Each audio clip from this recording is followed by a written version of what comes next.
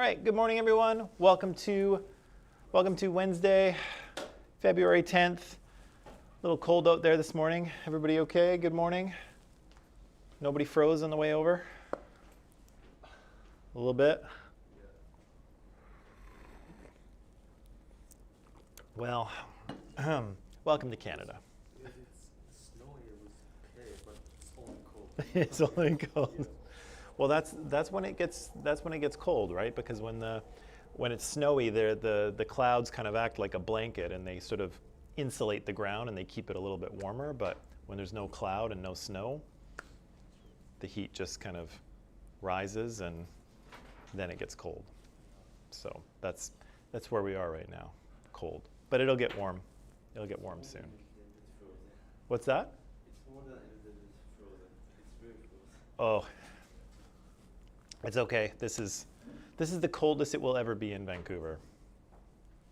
Again, I don't think it's been this cold for like years, so you're fine. It'll be nice and warm in another month. Flowers will be coming up, the sun will be shining. Stereotype. No, I'm serious. That's exactly what will happen. That's not a stereotype. That's spring. That's what spring is. It's not a stereotype. Nice use of the lingo, though. Okay, let's see who's here. Tushin Sana's here. Good morning. Good morning. Good morning to you. Ryan is here. Good morning, Ryan. Simrat is here. Good morning, Simrat. Shania is here. Hello, Shania. And Abby's here. Good morning, Abby.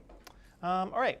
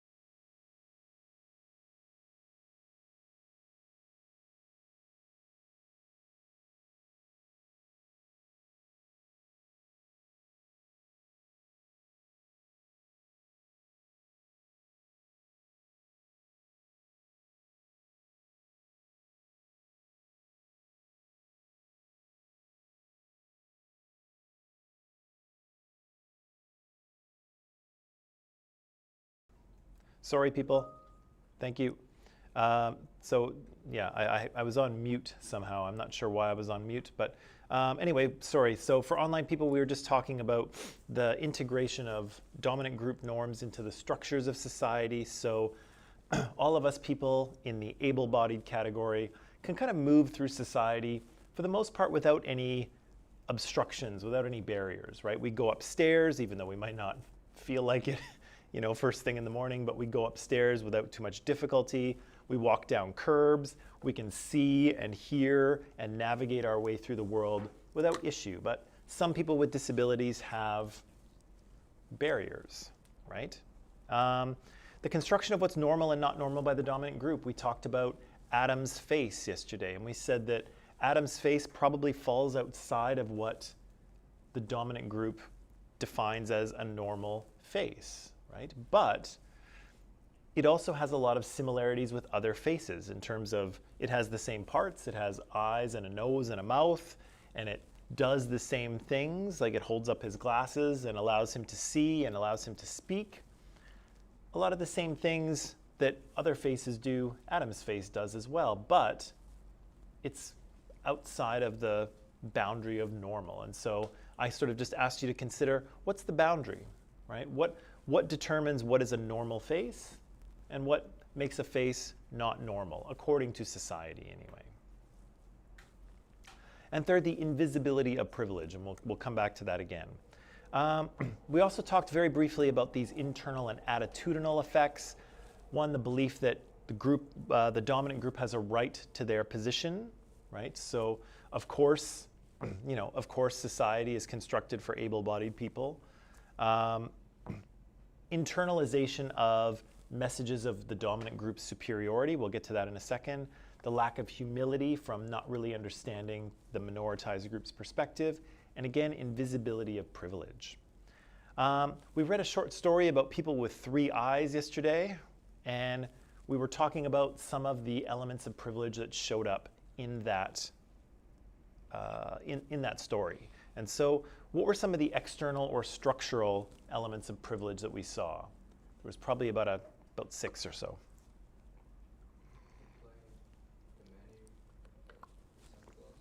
The menu at the diner was printed behind everyone, assuming that you could read it with your third eye on the back of your head. The sunglasses, right, were built in such a way so that there was a lens at the back, although the 2-eyed person could wear it as well, but they were the cool ones, the fashionable sunglasses, were built only for 3-eyed people. What else? The doctor?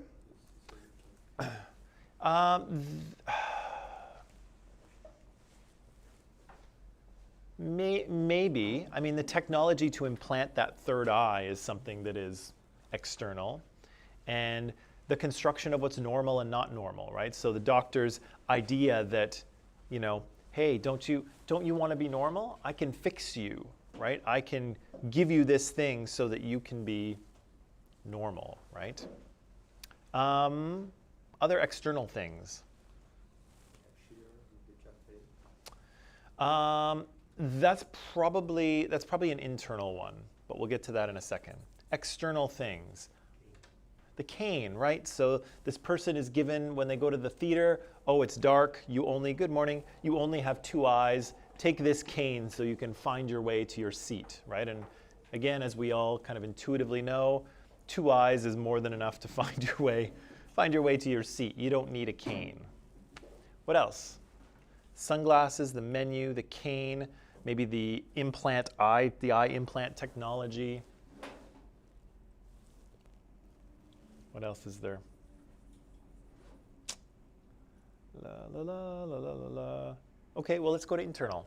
What are some of the internal things? And actually, maybe I'll just go back and I can remind you with this slide. What kind of internal things do we see? So let's talk about the cashier. Which one does that fit into?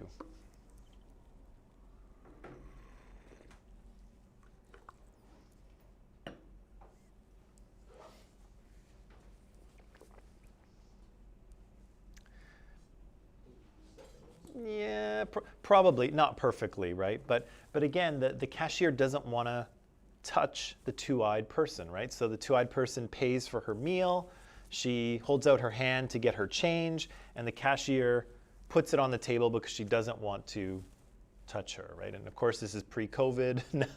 Now nobody wants to touch anyone else, but she doesn't want to touch her because she thinks somehow, I don't know, I'm not sure what the cashier thinks really, but doesn't want to come into physical contact with this two-eyed person.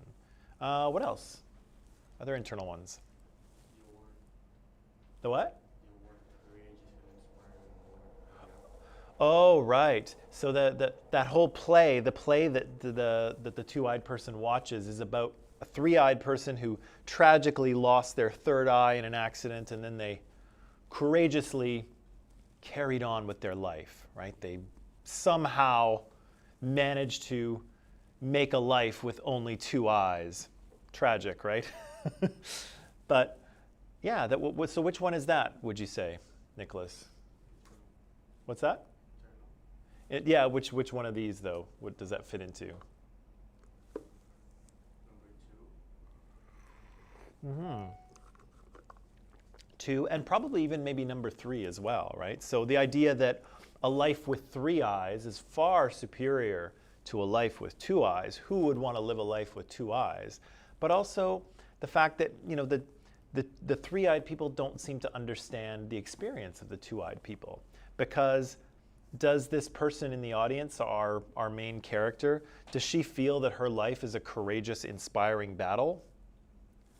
No, she's perfectly happy with her life, right? She's been living a perfectly normal, quote unquote, life for years, right? And now that she's kind of mixing with these 3-eyed people, she's getting all these messages that, oh, what you are is less than. What you are is not normal. Your life is not as good as ours simply because you don't have a third eye, right? She's getting all of these kind of social messages explicitly, people are saying it, and implicitly as well, right? And that's what this play is actually transmitting implicitly, that the life of a 2-eyed person, man, that's no life at all, right? Tragic. What else? Other internal or attitudinal? kids. The kids? Which kids? Kids with 3 eyes and see everything cry.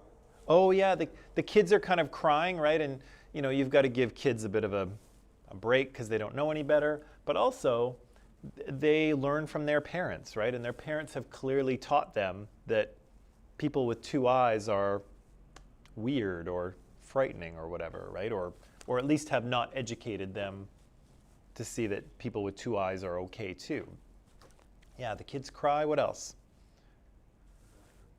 The doctor, right? The doctor feel. What's his? How does he show privilege? What's that? I'll fix you. Yeah, I'll fix you, right? The messages that 3-eyed people are superior, right? Wouldn't you want to be like us? Wouldn't you want to be better? Wouldn't you want to be fixed? What else?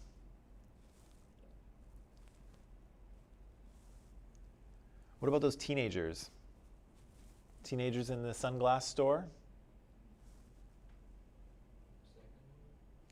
Yeah, definitely felt that they were superiority, and maybe a little bit of number 1 too, right? Because they're like, oh, what was she even doing here in this store anyway, right? So this store is for 3-eyed people, right? She doesn't belong here. She's different. She's less, right? Okay, so do any we can come back to this question. Well, we will come back to it, I guess, in a number of places. But this third question I'm asking you here, don't choose 3, but do any of these situations kind of sound familiar in terms of other forms of oppression? Racism, sexism, heterosexism, religious oppression? Do any of them kind of strike you as Or can you think of an example that, like in real life, that is similar to what we saw happening in the Three-Eyed story? Yeah, the camps that the Catholic Church used to put gay people in. Right. So these sort of conversion therapy camps, and so Christian or Catholic organizations felt that they don't agree with homosexuality. They think that it is not natural and that it is something wrong, and they actually feel that they can cure people of their gayness, of their homosexuality. And so they used to run these camps that you would go to where they would cure you, they would train you not to be gay anymore. And so, yeah, that's very similar to the doctor talking about the three-eyed thing, right? Don't you want to be normal, right? We can fix you. Don't you want to be fixed? Don't you want to be normal like us, right? It's the exact same thing. What else? Anything else that kind of resonates in terms of parts of real life? Concentration camps in China. Oh, like in what way? Like religious oppression. Yeah, so there's a certain amount of oppression going on here, and I guess the open question is, why is she living in this, segregated neighborhood, and why is she never mixed in with the three-eyed people before, right? And so it might bring up sort of a camp situation like we have in Xinjiang in China with the Uyghur population. It could sort of be similar to that, although this story was written well before that, but yeah. What else?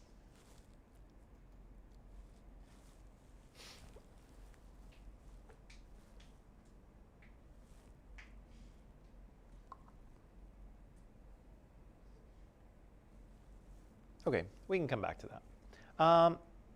So I just made some notes here. So some external things: the theater program, the sunglasses, the cane, the doctor with the surgery, making people normal, and the fact that two-eyed and three-eyed communities are segregated. People don't live together, right?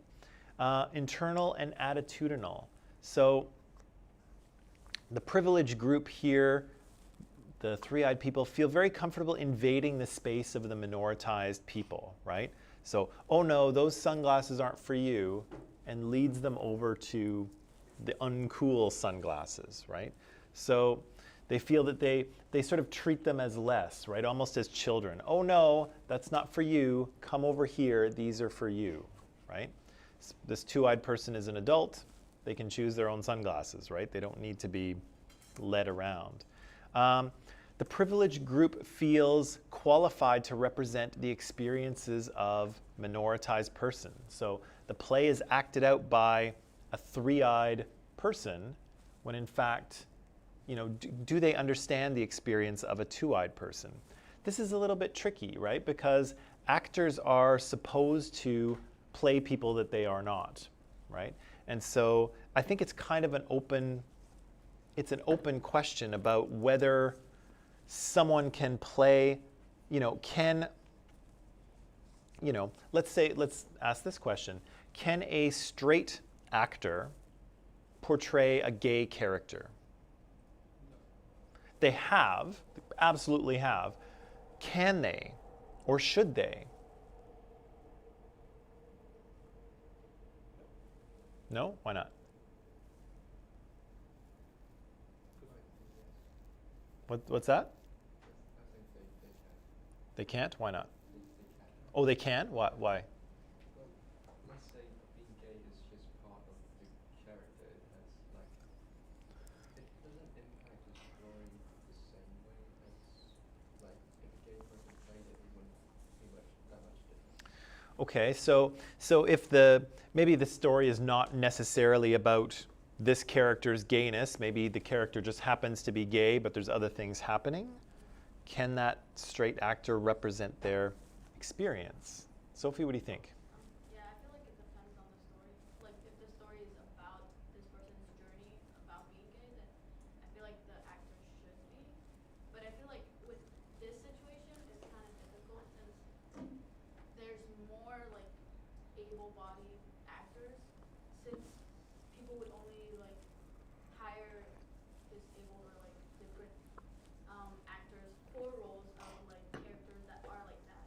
So Yeah. it's not normalized just to have like everyone included in like a normal movie that's not like based on their abilities or whatever. So it's normal to have more like able-bodied actors in the field. Right. You know what I mean? Yeah, but so it's very true. So representing some of these minoritized groups may be more challenging because most actors are able-bodied, most probably belong to dominant groups, right? Um, yeah, it's a tricky one, and again, like, you know, I don't know where I fall on this one. Because again, you know, it's an actor's job to represent people and experiences that they are not, right? So, you know, you could be in a movie where you're, you know, a World War II fighter pilot shooting down German planes, and you've never done that, right? You've never been in World War II, you've never flown a plane, you've never shot down Nazis, like you've never had those experiences, and yet the actor is in charge of portraying them on the screen. And so, just because you've never had the experience of being gay, for instance, can you not still express that experience on the screen? And I don't know the answer to this. And there's a lot of kind of political correctness kind of revolving around this. There's a lot of important attempts to sort of diversify the stories that are told and the actors that represent people on screen, because like Sophie mentioned, there's actually not a lot of, I mean, name an actor with a disability. Yes, Adam Pearson, we just met him. Name another one.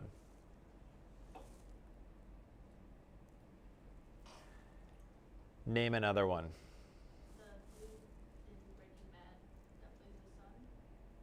The dude, oh yeah, Walt Jr. Yeah, what was his name? Yeah, and he has, is it cerebral palsy? I'm not sure. Okay, so if you've ever watched Breaking Bad, Walter White's son, Walt Jr., has a disability. He walks with a pair of canes, and I think it's cerebral palsy, but I'm sorry if I'm getting it wrong. I do forget. Yeah, so that's a good example, but there's not many. There's not many examples, right?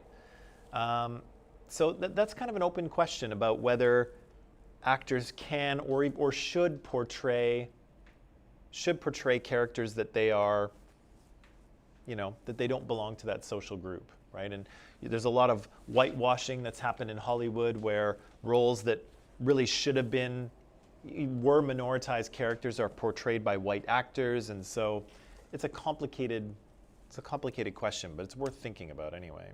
I also feel like even like actors with disabilities, they'll always play like this character has disability. It wouldn't be like just they'll play like a character. Right. Like that has to be like a part of their personality trait. Yeah, because in many cases we define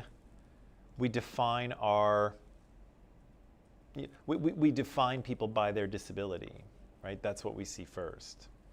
I was gonna say something about Professor X because he's a character in a wheelchair, but of course Patrick Stewart or James McAvoy are not, right? Okay. Members of the privileged group see themselves as superior, right? And so they believe the minoritized person should be fixed, right? Or that they should assimilate to be like the dominant group. Don't you want to be like us? Don't you want to fit in? Don't you want to be the same, right?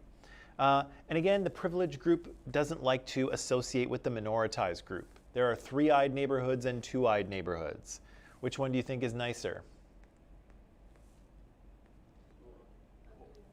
Huh? Because if a three-eyed person goes to the two-eyed neighborhood, the three-eyed person should be seen as a disabled person. Yes, except for the fact that there's a power dynamic here, right? So three-eyed people are the ones who have power in this society. How do we kind of know that that's the case based on the story? That was their city. What's that? That was their city. It's their city, right? So the two-eyed person leaves their neighborhood and goes into the city, the big city, and it seems to be the city of the three-eyed people. How do we know? What other evidence do we have that three-eyed people are in power? It's a little detail, you might have missed it. Or the external structure. Okay, give me more. It's built for three-eyed people. Okay, so the city is actually designed for three-eyed people. That gives us a clue about who is actually in power, because the people in power design society for their own benefit. What else? It's kind of at the beginning of the story, and the two-eyed person kind of comes into the city, and she looks around, and there's lots of three-eyed people, which she's kind of shocked about, but she does see two-eyed people. But what are the two-eyed people doing in this city for the most part?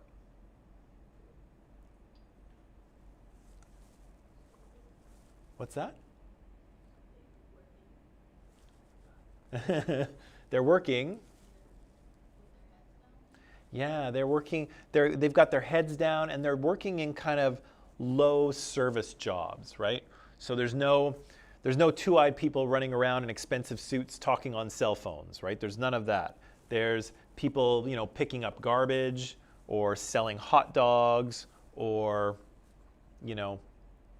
working in fast food restaurants. Everyone with two eyes seems to have low-paying service jobs. There doesn't seem to be any representation of two-eyed people in the sort of higher occupations, right? And again, the two-eyed people she sees, they seem to have their heads down. They seem to be very subservient, right?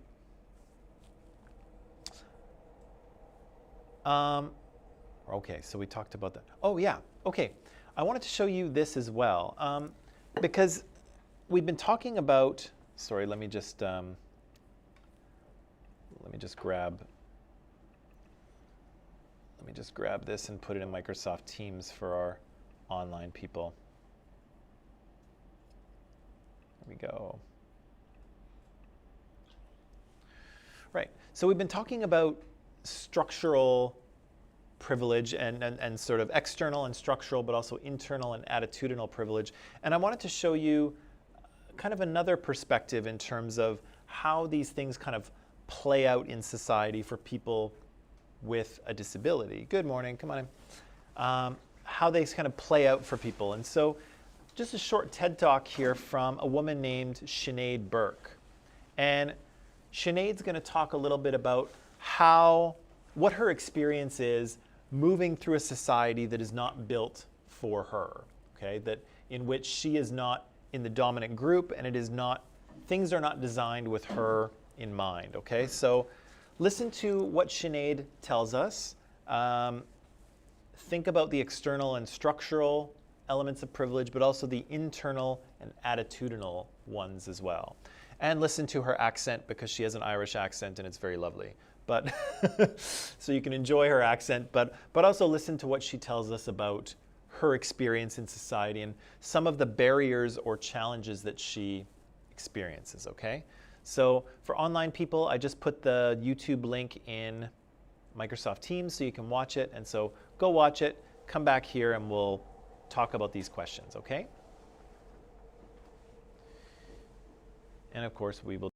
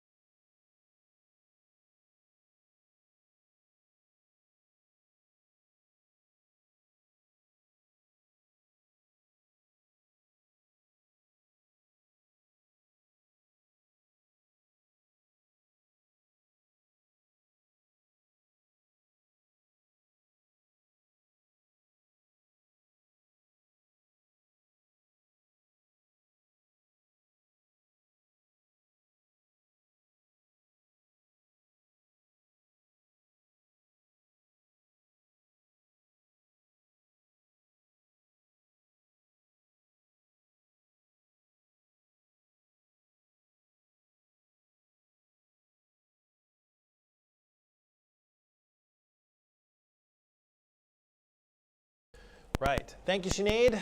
Okay, so Sinead has, again, a different kind of experience living in the world, right? So she has achondroplasia, so she's a little person. She's quite short, as you can see.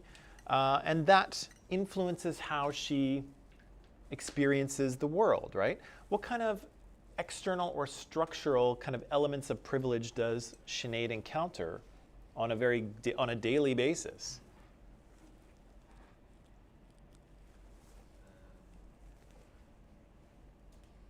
It's pretty obvious height.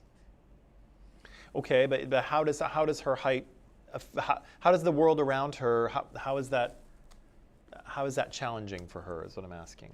Because everything the human made is for like a standard human like us right now. Right. For her, because she has a below average height, she can't really do much about it, especially when going to the bathroom. Okay, so what happens in the bathroom?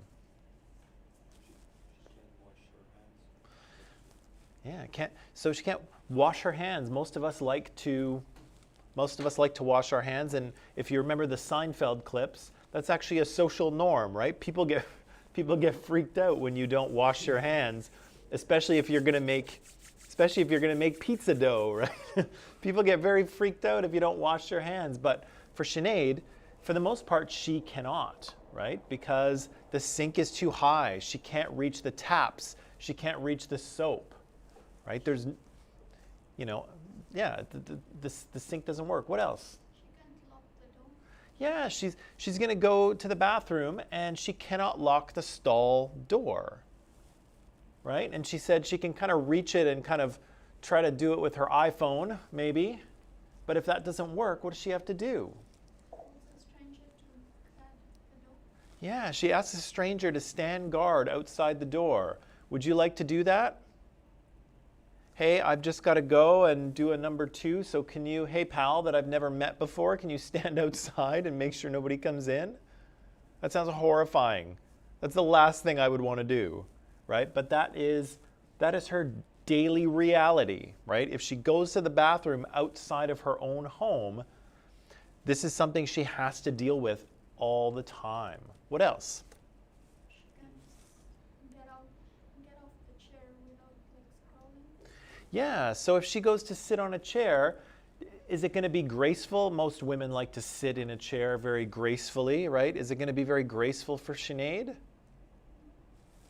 No, the chair is too high, right? Think about how big a chair is, the average chair is to her, right? You're talking about a chair probably that for us would have a seat height about this big. Do you think you can gracefully sit in a chair that high? No, you're going to have to hop into it or crawl into it, or she doesn't want to do that. She's not a kid. She's a sophisticated woman. She's a sophisticated professional woman. She doesn't want to crawl onto a chair on all fours, right? Like a toddler. That's no good. What else? She cannot order a cup of coffee. Yeah, she said she goes to the coffee shop and nobody can actually see her beyond, the glass at Starbucks with all the cookies and sandwiches and things in it. Nobody can see her behind that because it's too tall. She gets up, she orders her coffee, and where is the coffee put? Up high, especially at Tim Hortons. Anyone been to Tim Hortons down the way? I know you have. Yeah, where do they put the coffee? They put it on this little surface that's about this high in the air. Sinead can't reach that. And even if she could, is it dangerous to try and get your coffee from there with no lid? Yeah, super dangerous, right? What else? She can't get like designable clothes and shoes for her. Yeah, Sinead is, I don't know, I think she's early 30s here. I'm not entirely sure. She's a 32-year-old woman, right? She's not a kid. She doesn't want to shop at Gap for kids. She doesn't want sneakers with Velcro, right? She's a sophisticated professional woman. She wants to portray herself as a sophisticated professional woman. She can't do that in the kids department. And most of the adult clothing stores she goes to, everything is too big, right? Nothing will fit her. What else? The airport. She needs a wheelchair to go through the airport check-ins. But yes, but the thing is, she doesn't need one, right? She can walk just fine. The fact is, airports are gigantic, and as probably all of us know, you always, yeah, there's stairs, and you know your gate is always the furthest one away from security, right? And you have to walk for like seemingly like halfway to your destination before you can get on a plane, right? But for someone who is quite short, that's a long walk, right? It's a long walk if you're 3 feet tall. What else? She did not have the power of carrying the handbag. Yeah, she said she went through security, but you know when you have to put your bags on the table, you know, to go through the X-ray machine, that table for her is like this high, right? She cannot put her suitcase onto the table to run through the X-ray, and security are not allowed to help her. So what does she have to do? Struggle on her own? Ask someone else? Again, it's easy enough to ask, but imagine you're doing this all the time, right? You're constantly relying on strangers that you're asking favors just to help you do the things that we all take for granted. What else? What else is she talking about? External or internal? Getting laughed at by, What's that? getting laughed at by They what? people make fun of her. Yeah, people stare at her, right? She has people take her picture without her consent every day. Does that happen to any of you? I know you're all beautiful and people would want to take pictures of you, but does that happen to you? No.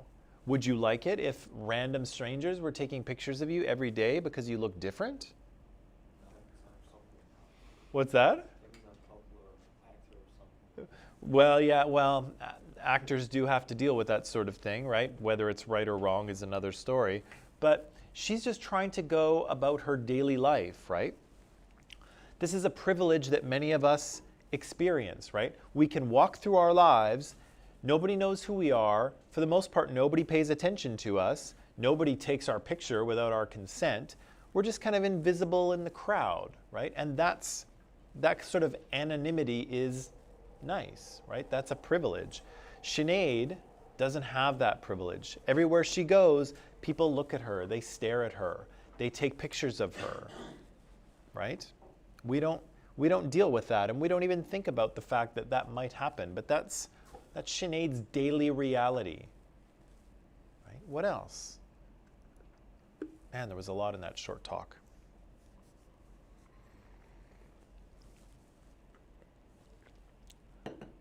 Also, I wanted to point out about the chairs. Think about, if she goes to that coffee shop and if she manages to, be seen and order a coffee and actually collect her coffee without spilling it or hurting herself.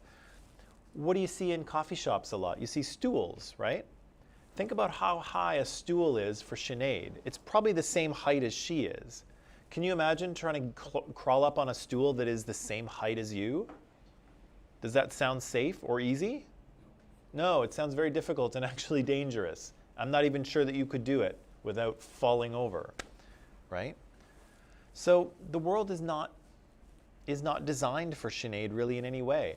Even accessible bathrooms, right? So these are bathrooms designed with wheelchair users in mind, but those aren't accessible for Sinead either, because whereas she can reach the sink and the soap, she can see herself in the mirror because the mirrors are often tilted down.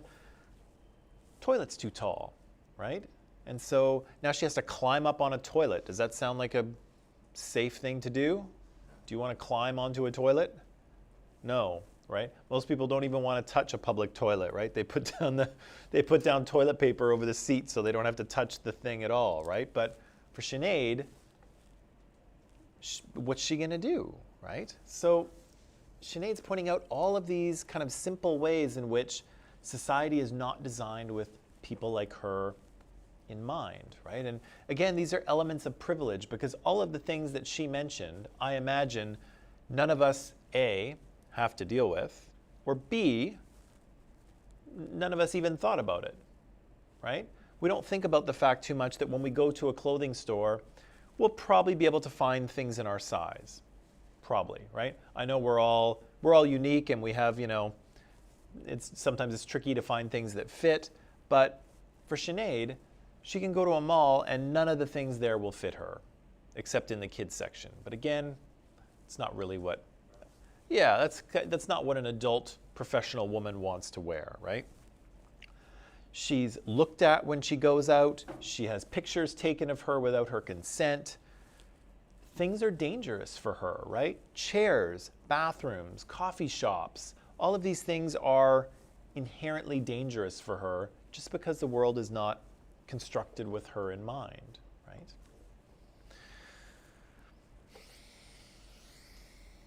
What else? Did we miss anything? Did we miss anything in what Sinead told us? External or internal? Actually, speaking of actors with disabilities, we could probably mention Peter Dinklage as well from Game of Thrones, right? Because he has achondroplasia as well.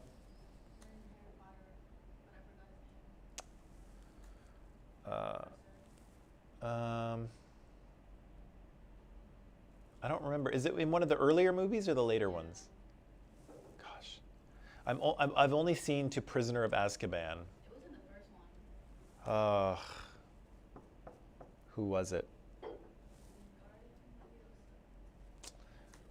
I don't remember. I'm trying to make it through all those movies with my girlfriend, but I haven't done it yet. So we've only made it to Prisoner of Azkaban. So I've got to do. Is Goblet of Fire is not next, is it? Or is it? Does anyone know? Huh? Goblet of Fire Is that the next one?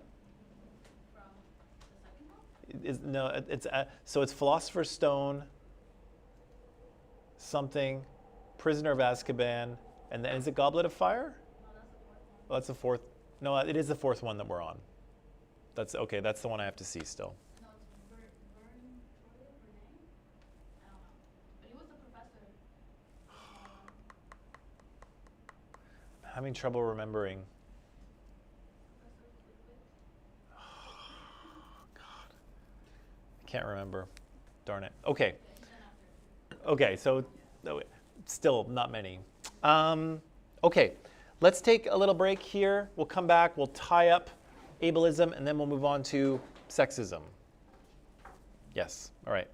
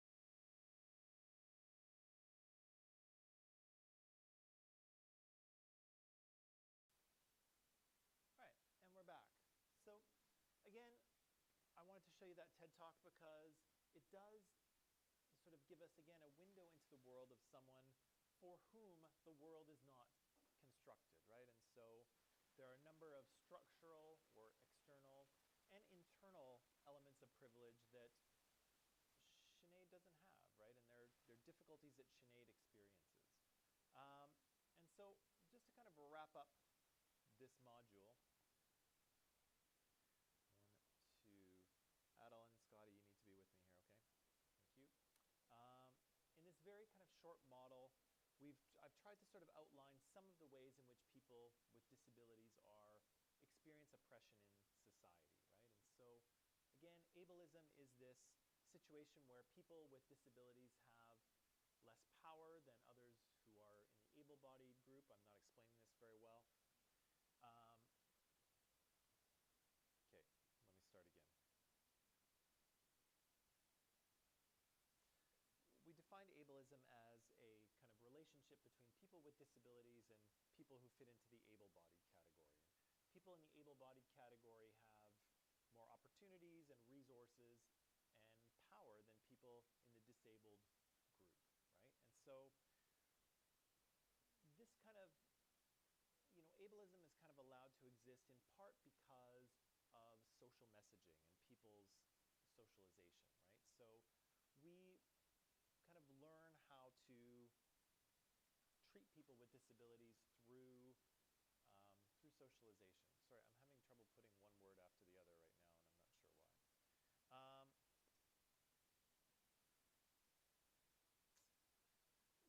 One of the things that is often the case is that people with disabilities are looked at as less than, right?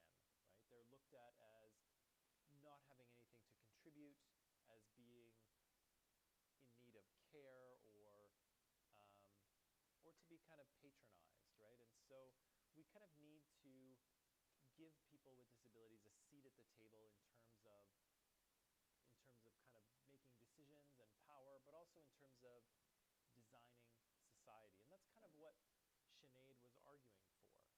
She was saying, hey, there are voices out there that can contribute to making society more accessible for everyone if you just listen to them, right?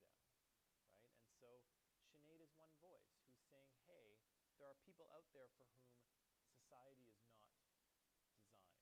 Society is not created with them in mind, and they experience barriers, right? They experience difficulties. And for Sinead, even though, in some ways, you might argue that, well, Sinead actually doesn't really have a disability, right? She can move around just fine, and she can see and hear, and she has no sort of cognitive or developmental disabilities. She has no mental illness to speak of. She's actually not disabled, but she is in a world that is not designed for her, right? She has all of these challenges simply because the world isn't built for her. And if it were, she would walk through life just fine, right?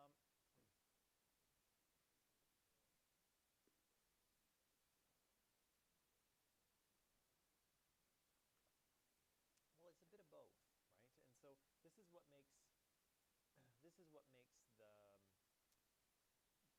this sort of social category here of people with disabilities, that's what makes it so difficult, because some people, uh-oh, I wonder if I've damaged my mic. I think I did. Okay, sorry people, I see you, I think I might have wrecked my mic on the break, so I'll use the computer's mic now. So sorry you couldn't hear me. I'll retest this later, and if it's no good, I'll replace it. So sorry about that. Fortunately, what I was saying wasn't very eloquent anyway, so you didn't you didn't miss much. Right. So the disability social group is interesting because some people have real actual physical issues, right? If your legs do not function, then yeah, you need accommodations, right? You need a wheelchair, you need places where your chair can get to. You need bathrooms that you can actually use, right? And so if you have a very severe mental illness or a very severe cognitive or developmental disability, yeah, you will need support, right? But interestingly, there's also people in this group who, in some ways are really not disabled at all. They're just not included in the sort of consideration of society's design, right? And so people like Sinead are technically not really disabled. They just have to live in a world that doesn't work for them, right? And so again, that's what makes this group so difficult, is that there's so many different experiences within it. Right, what else can I say? Oh, so we've talked a little bit about external and structural privilege in terms of how society is designed, whether it's seats or coffee shops or airports or whatever it might be. I forgot to mention this early, but facial recognition, right? When I look at my iPhone, it does the facial recognition thing and it unlocks it. Do you think that would work for Adam Pearson? Do you think that the phone's software would recognize his face as a human face? I really hope it would, but what if it doesn't? And how does that, what message does that send? How does that feel when the phone is like, oh, sorry, I'm not looking at a human face, even though it is, right? Able-bodied people have this internal or attitudinal privilege as well, right? And so sometimes the perception might be that people with disabilities are less valuable members of society than people who are able. Sometimes people, particularly with developmental disabilities or cognitive disabilities, they'll be seen as crazy or stupid or evil, and they'll be looked down upon because of that, right? People with disabilities might be seen as public property, right? We don't need to follow regular social rules with them because they're less, right? They're not deserving of that compassion or respect. And again, people with disabilities experience anything from microaggressions or inappropriate comments, or people taking pictures of them or pointing at them, or people being rude to them in the bar simply because they're in a wheelchair, all the way to full-on violence and murder, right? Which Adam Pearson talked about in his documentary. People have been and are being murdered simply because they have a disability, right? And there's this whole sort of spectrum of experience that people have simply because they belong to this social group, right? And so we have to sort of be aware of this form of oppression. We have to be aware that these things are happening. We have to have conversations about it, and we have to give people with disabilities a voice, right? They need to have a seat at the table so they can express their experiences to us. Because I don't know about you, but I actually learned a lot about the experience of people with disabilities by listening to what Adam had to say, right? And by listening to what Sinead had to say today, right? There's a lot of things that we don't think about. There's a lot of aspects of society that we don't see because we don't belong to that group, right? And that's that positionality thing, right? Is that there are things happening in society that you don't see, and sometimes unless you are really paying attention or unless you're part of a particular social group. And so Sinead is having an entirely different experience of Starbucks than I am, right? Sinead is having an entirely different experience of the airport than I am, right? She's having an entirely different experience of society at large than I am, right? And it's important to hear those perspectives so that we can kind of understand where people are coming from and actually design a society that makes sense for everybody. One of the things I got a big kick out of was when, has anyone seen Zootopia? Yeah. You know the scene, Sophie, where Judy Hopps arrives in Zootopia and she gets off the train, but there's like multiple doors in the side of the train, and so the smaller animals are getting out of these small doors, and the bigger animals are getting out of the big doors, and hamsters have little, tubes to go through, and bigger animals are on the escalator, and there's all kinds of accommodation for diversity, right? There's all kinds of different kind of ways in which Zootopia has been designed to accommodate for different animals, to the point where there's actually 4 different parts of the city, right? There's a desert area, there's a jungle area, there's like an Arctic polar area. I don't know what the 4th one is. Do you remember? Tundra Town. There's the jungle, there's the desert, and then there's, I don't know. Either way, the entire city is designed to accommodate diversity, right? All kinds of different animals of different sizes that need different things. They all have a place in that society, right? And we can do that too. If you can computer animate it, you can think about ways to make that happen in real life. And so there's ways for these things to happen. It's just a question, is there an appetite to do it? Do people actually want to do it? Okay. Let's switch it. Nope. That's next. That's what I want. There we go. So let's switch gears. Now, ableism was an interesting one to start with because it probably was a form of oppression that a lot of people didn't think a lot about, or didn't have a lot of visibility of, or didn't really have a lot of experience about, because again, most of us are in a dominant group with regard to ability. However, sexism is a little bit different, right? Sexism is something that we may have direct experience with, and it's also something that is kind of part of society's conversation, right? There's kind of more discussion happening around sexism. It's a very interesting topic. There's lots of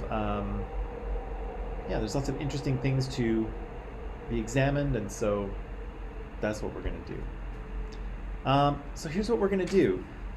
In the last unit, we were paying particular attention to privilege, right? So it was ableism, but it was also privilege.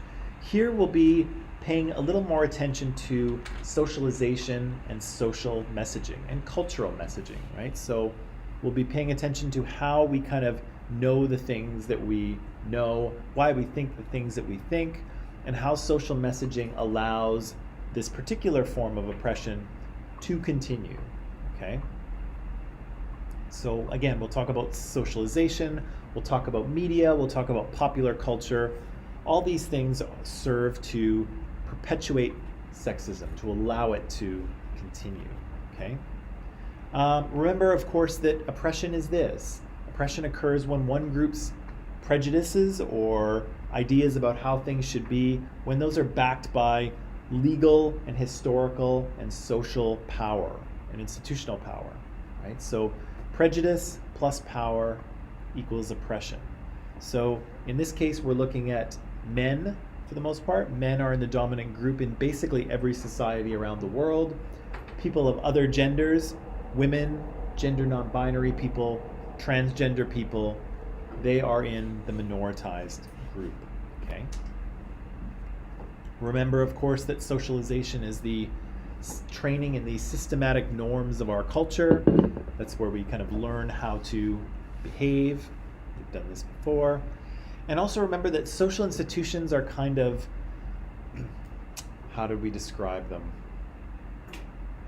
Kind of parts of society that perform a function, right? So they teach social norms and social values, but they also kind of accomplish things that society needs to happen, right? And so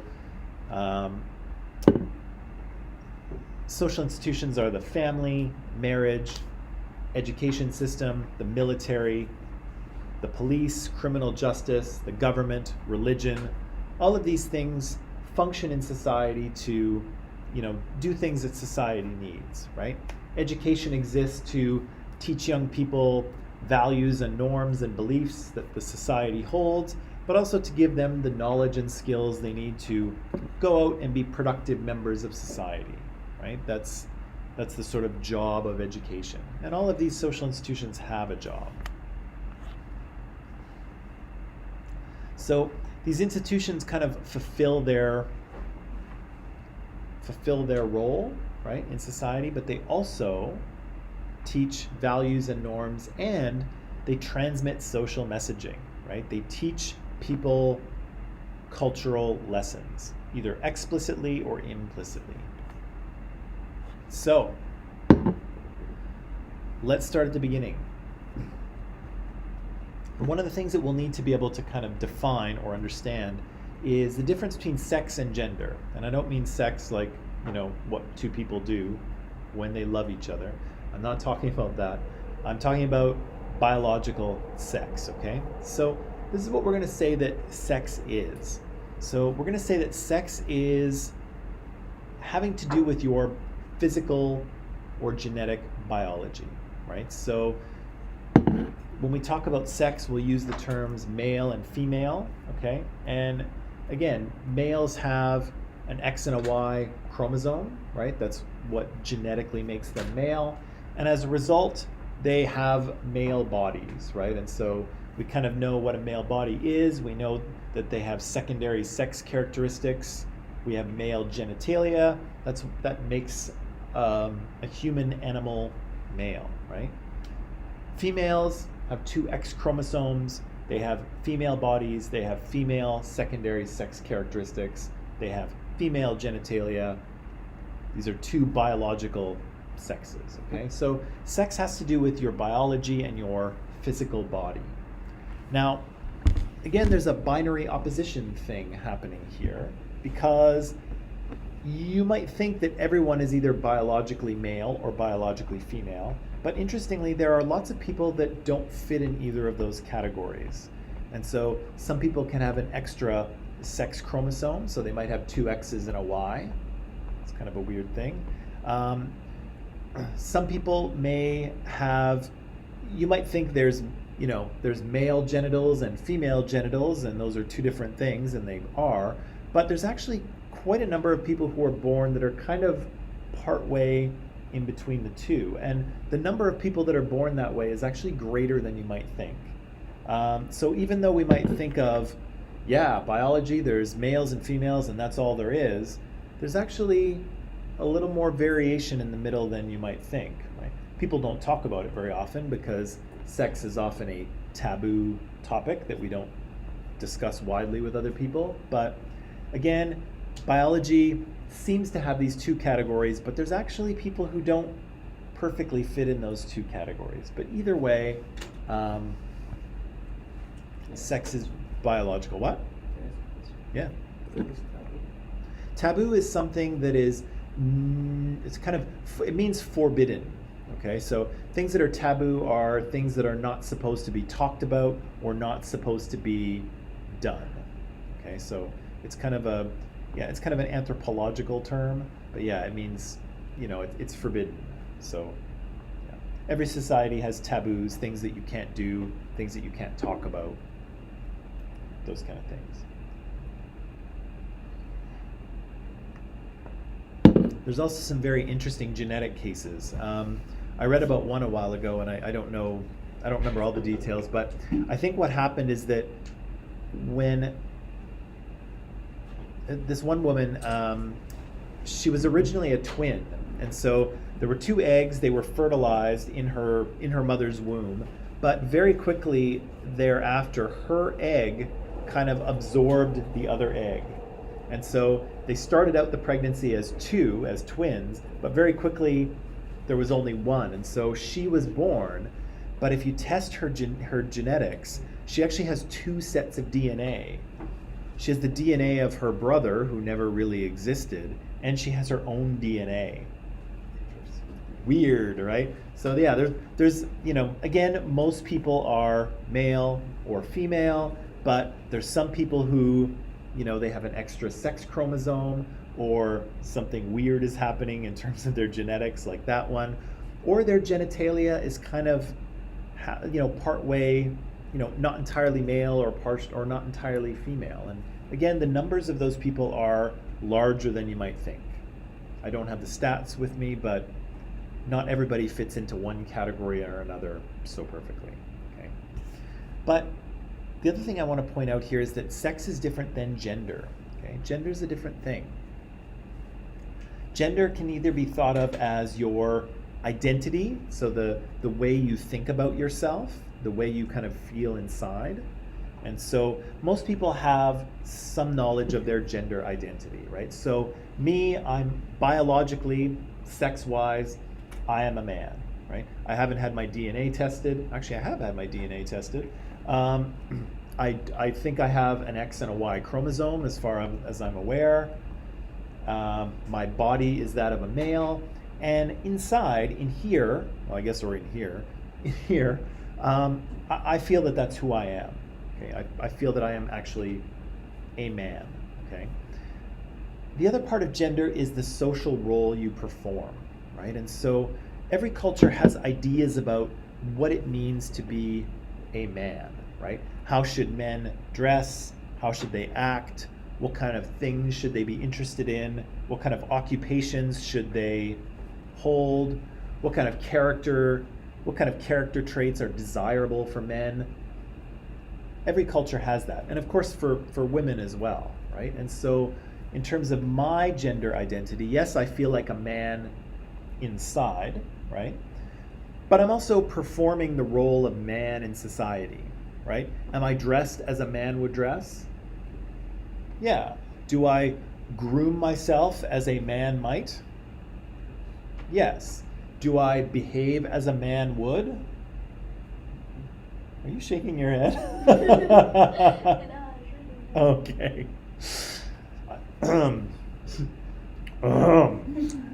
Manly. Yeah, so, but I'm up here, and we don't have to go into that, but I'm up here performing the role of man, right? I am acting in a way, dressing in a way, performing my role in a way that is in alignment with what my society says is masculine, more or less, right? So again, there's my biological sex, so my physical organic body, my genetic code that is male, but also my gender identity is that of a man. I feel I am a man inside. I know that I am not a woman. I know that. And also I'm performing the role of man. I am expressing myself to you as a man in terms of how I behave, how I speak, how I dress, right? Those are all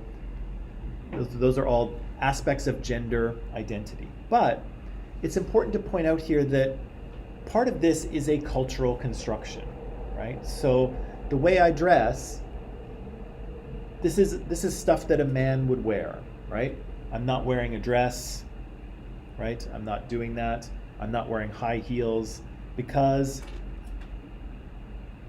my culture, and probably your culture too, but my culture says that those are women's clothes, right? Men don't wear those things. Men wear jeans and sweaters and runners. Of course, women do too, but I don't have any women's clothes in my closet, right? Because again, I'm performing the role of man, and my society tells me what that role is, right? If you want to act like a man, if you want to express yourself as a man, here's what you need to do and say and wear and act like. And again, there's rules for women too, right? If you want to express yourself as a woman to society, this is what you need to wear and, act like, and the kind of things that you are supposed to like.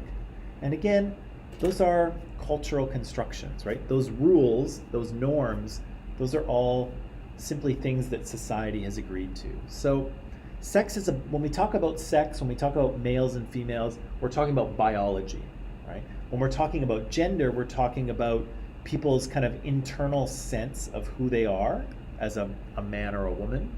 And we're talking about the social role that they perform, okay? So the rules surrounding what it is to be a man or what it is to be a woman. And again, all societies have this. Sometimes those rules overlap. Sometimes they are a little bit different, right? But every society has that.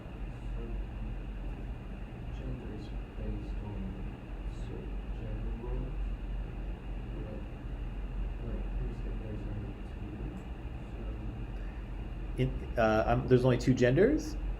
Gender roles. Is that gender is based on the role of the sex, and there are two types of genders that are more than two? I will get to that in a second. I will answer that question. So, again, although there's mostly two sexes, not entirely, but mostly, there may be more than two genders. And the genders that you have in your culture depends on just that. It depends on your culture, right? So here in the West, traditionally, there have only been two, right? There have been men and there have been women, and that's it, right? But as Western culture is kind of liberalizing and talking about things more, we're starting to see that, oh, in fact, there are people that don't fit into those categories. There are people that don't identify strongly with either being a man or being a woman. And so right now, Western culture is kind of in the process of having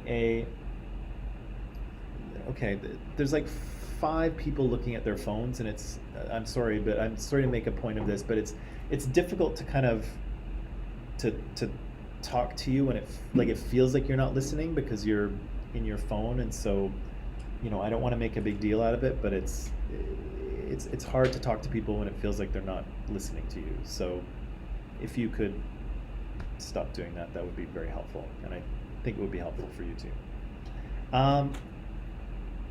Right, so the number of genders that you have depends on your culture. And so here in the West, we're having a conversation about, what do we do with gender now? Do we have more than 2 genders? How many do we have, right? Are there men and women and gender non-binary people? Are there transgender people? Do those people fit in a new gender category, or do we put them in with men or women? How do we think about this? How do we describe people now? And so that's kind of a thing that's happening in Western culture, and it's an ongoing conversation. We haven't really kind of landed anywhere. But if you go to other cultures, you'll see that they actually have had more than 2 genders for quite some time, right? Many First Nations groups actually accepted this a long time ago, and they had people that they thought of as two-spirit. So people who had kind of a little bit of the essence of man and woman kind of in the same body, right? And so again, First Nations people knew about this a long time ago. They had, they accepted people who were two-spirit. They had a place for them in their culture and society. And so the number of genders that you recognize depends entirely on culture, right? Whereas biology is a little bit different, okay? So this is maybe the last thing I'll say for today, because there's more to talk about, but the terms cis and transgender. Transgender, you may have heard that term before. Cisgender, I'm guessing you may not have, or you may have. And so what we're talking about is a person's physical body, so their sex, and their gender identity, how they feel inside, okay? And so when people have a body and sort of biological body that is the same as their gender identity or in alignment with their gender identity, we say they are cisgender, okay? So me, for instance, I am biologically a male, I have a male body, and my gender identity is also that of a man, right? Those things are kind of in alignment. And so I am what you would call a cis man, okay? If, however, those things were not in alignment, so let's say I did have the body that I currently have, it is a male body, I have an X and a Y chromosome, I'm biologically male, but if I actually inside felt that actually no, that identity of a man doesn't fit, I feel like I'm a woman, then technically I would be described as transgender. So my gender identity inside and my biology outside are not in alignment. They're different. And so I would refer myself as transgender if that was the case, right? And Again, there's some people who also feel that neither of those things work for them. So they may have a male body, they may have a female body, but their gender identity might not be strongly one way or the other. They might not really identify with the identity of a man or the identity of a woman. And so they may express themselves as being gender non-binary, so they're not one or the other. They may describe themselves as gender fluid or gender queer. And that just basically means that those two ideas of gender, man and woman, neither of those really feel right for those people, regardless of what their physical body is. Okay, so those are kind of new terms probably, but I wanted to make the distinction between sex and gender because they're not entirely the same thing, and I wanted to point out those terms of cis and transgender because those describe your kind of the relationship between your physical body and your gender identity inside. And again, most people I think are cisgender, right? Your gender identity inside matches that of your physical biology outside, but not for everybody. Ryan says here, is transgender by birth? And it's kind of an interesting question, and it's not a question that I fully know the answer to. We'll talk about this a little bit tomorrow, but up until very recently, it really wasn't safe for transgender people to come out, right? To express themselves as transgender in society. And so, for a long time, if people were transgender, they didn't tell anyone. And so really only now in Western society anyway, are we able to sort of talk about this and learn about people's experiences and kind of study what's happening. And so I don't know exactly why some people have a gender identity that is different from their physical body. I assume it has something to do with what happens in development when these, little fetuses are in their mother's womb and their brains and bodies are developing, and there's all kinds of hormones that are released that are triggering certain things to grow or not grow or develop or not develop. I assume something is happening, in that process, but I don't fully understand what's going on. And I'm not entirely sure that science kind of understands it fully yet either. But we do know that there are people out there who, again, on the inside, feel that their gender identity is not in alignment with their physical body. And again, there are numbers of these people. Yeah. What about this being genderless? Genderless? Yes. In terms of like their identity? Okay, yeah, somebody, yeah, and again, that's possible that someone might, if they felt that really gender didn't mean anything to them, like those ideas of being a man or being a woman or being part of one or the other. Some people just say, look, I'm non-binary, right? Those gender things don't really work for me. They don't feel like who I am, and so they would probably express themselves as, yeah, I'm gender non-binary. And so, yeah, and there's people out there that are like that feel that they're not strongly, they don't feel strongly that they're one or the other, or that idea of being a man or being a woman just doesn't really feel like part of who they are.